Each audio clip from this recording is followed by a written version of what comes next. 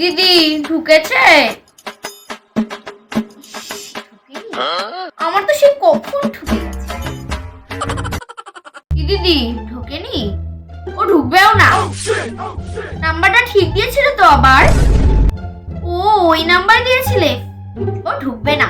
একটু মনোযোগ দাও ওগুলোতে। আমি অবশ্য বাবা এগুলোতে খুব মনোযোগ, আমার এসবে মানে খুব মনোযোগ দিয়ে করি আমি এসব।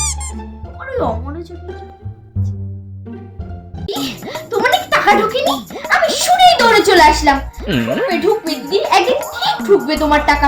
তুমি ধৈর্য রাখো শুধু দিদি, আমার কথা তুমি বিশ্বাস করো, তোমার একদিন ঠিক ঢুকবে টাকা। যদি তোমার টাকা না ঢুকে তুমি আবার টাকা নিয়ে নেবে। তুমি তো কষ্ট পেও। রাজ্য সরকারের কাছে আমার বিশেষ আবেদন, আমাকে আমার বাড়িতে ফুল সেফটি দেওয়া হোক, কারণ আমার মা আমাকে খুঁজছে। মার অন্নপূর্ণা ভান্ডারে টাকা ঢোকেনি, আমি ফর্ম ফিল আপ করে দিয়েছিলাম। মা দরজা ধাক্কাচ্ছে, মা ফুল সেফটি দেওয়া হোক, আমাকে ফুল সেফটি দেওয়া হোক। মা তুমি